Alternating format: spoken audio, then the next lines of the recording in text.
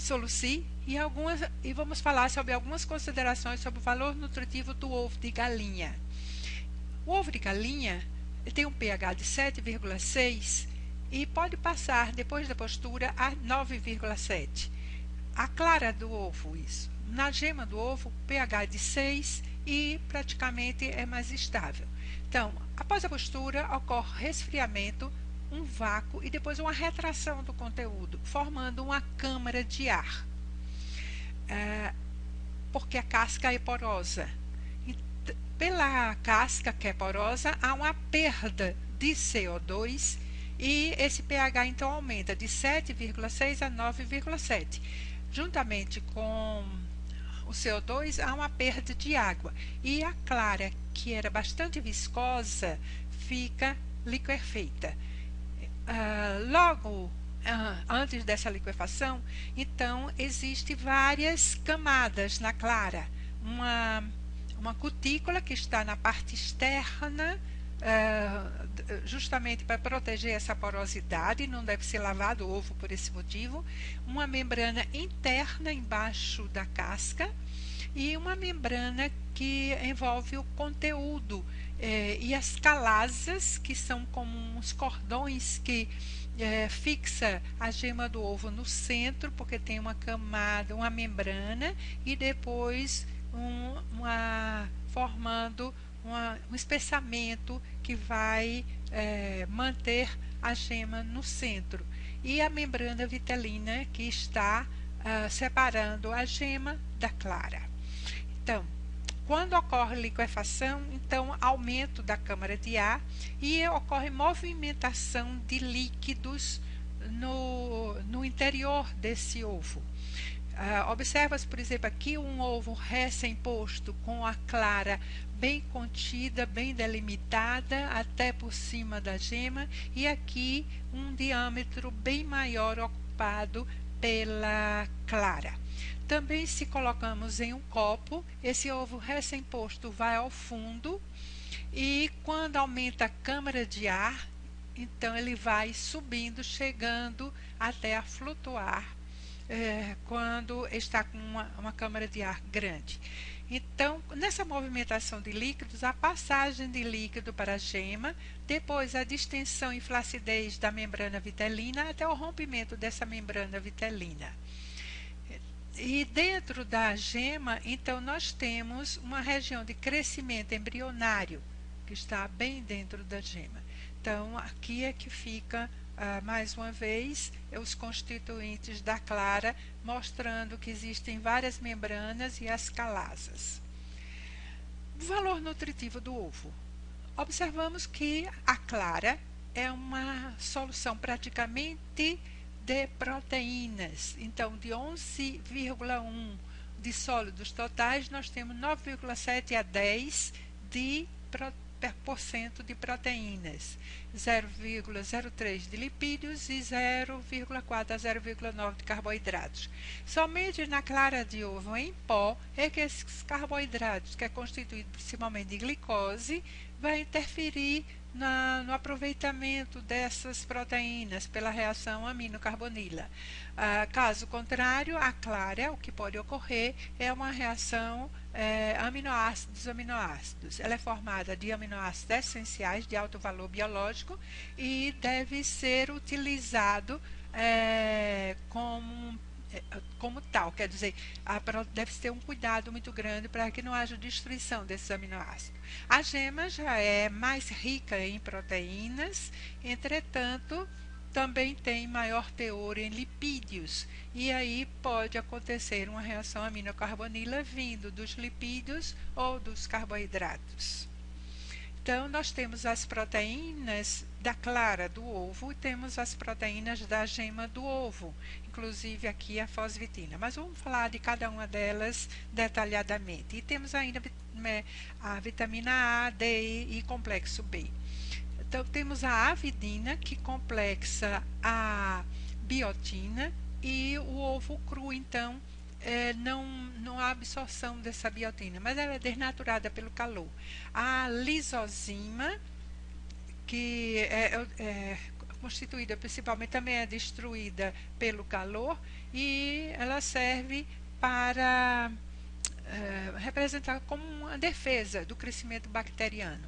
A ovomucina, que é responsável pelaquela viscosidade da clara, ela é resistente ao calor. A conalbumina, que complexa o ferro juntamente com a ovalbumina, então ela forma a albumina, que tem os aminoácidos sulfurados, vai formar sulfeto de ferro entre a gema e a clara, aquela camada esverdeada entre a gema e a clara do ovo cozido. Para evitar essa formação, então deve-se cozinhar o ovo no tempo necessário, não deixar muito tempo naquela água de cozimento e dar um choque térmico e descascar imediatamente. Então, não deixar o ovo cozido permanecer por muito tempo como tal. E a ovomucoide, que juntamente com a avidina, ela tem uma ação de inibidora das enzimas proteolíticas, assim como o ovo inibidor. Então, a fosvitina, que é a proteína da gema do ovo, ela se complexa com o ferro. A fosvitina representa 10% das proteínas da gema, 95% do ferro do ovo está ligado à fosvitina, 95% do ferro do ovo. Esta propriedade desempenha um papel bactericida e antioxidante para o ovo, e a razão da ligação entre resíduos de serina e ferro é de 2:1. A fosvitina apresenta 50% de resíduos de fosfoserina e tem alta capacidade de quelar íons metálicos, em especial o ferro, mas a fosvitina também pode quelar o magnésio e o cálcio. A fosvitina, ela pega o ferro ferroso e oxida para ferro férrico, formando um complexo estável fosvitina-ferro 3. E a interação fosvitina-ferro ocorre em pH de 5,7 a 7, isto é, nessa faixa de pH, maior quantidade de ferro 2 é autooxidada a ferro 3 na presença de fosvitina, diminuindo sua solubilidade e dificultando sua absorção pela mucosa intestinal. Então, a presença desse complexo fosvitina-ferro não deixa ocorrer a absorção do ferro da gema do ovo. Além disso, esse ferro da gema do ovo pode, a fosvitina vai complexar o ferro de outros constituintes dos alimentos, por exemplo, dos alimentos de origem vegetal. Por quê? Porque a molécula de fosvitina possui aproximadamente 135 resíduos de fosfoserina, indicando que cada molécula de fosvitina é capaz de quelar 60 a 70% de íons de ferro. A fosvitina é uma fosfoglicoproteína com 10% de fósforo e 6% de carboidrato. A fosvitina é relativamente resistente à pepsina e à tripsina e não é facilmente desnaturada pela cocção. Então, não ocorre desnaturação pela cocção. Então, temos aqui a fosvitina com a serina, a serina, que se liga exatamente ao grupo fosfato da serina, vai se ligar ao ferro, e isso impedindo a sua absorção. Ocorre uma alcalinização, então vai ocorrer uma rancemização dos aminoácidos. Os aminoácidos que são aproveitados na forma L.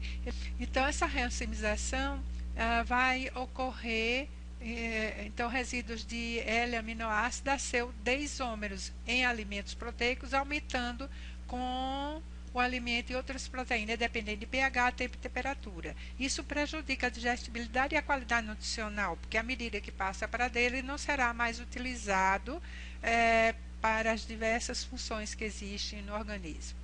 Também com essa alcalinização vai facilitar a formação de lisina-alanina, quer dizer, a transformação, a beta-eliminação desses resíduos de serina, cisteína e treonina, a deidralanina, e aí a combinação com a lisina, formando lisina-alanina. Essa ligação entre aminoácidos vai fazer com que esses aminoácidos não sejam absorvidos. Então, pode-se observar aqui que a clara do ovo aquecida, à medida que aumenta o tempo de aquecimento, vai aumentando a quantidade de lisina-alanina, principalmente em clara de ovos em pó. A lisina-alanina tem sido envolvida em ratos formando nefrocitomegalia. Nefrocitomegalia é o aumento de tamanho do núcleo e frequentemente do citoplasma das células epiteliais da porção reta do túbulo proximal dos rins. Podem causar também lesões renais, citomegalia e hipertrofia dos tubos das célula renal em ratos alimentados com proteína de soja tratado com álcali ou com dieta contendo 3% de lisina-alanina. Então, o sintoma dos animais é diarreia, hiperplasia pancreática, queda de pelo, o aparecimento de substâncias tóxicas, nefrocitomegalia, se ocorre com 3.000 ppm, é a nefrocariomegalia ou nefrocalcinose. Então, aqui nós temos toda essa reação da hidralanina, que pode ocorrer também a reação com outros aminoácidos, formando lantionina, ornitina-alanina, além da lisina-alanina. Quanto ao colesterol existente na gema do ovo, ocorre. Apesar de alegar o seu papel nas doenças cardiovasculares, estudos apontam a sua insignificante contribuição aterogênica. Mostramos também aqui a quantidade de ácidos graxos saturados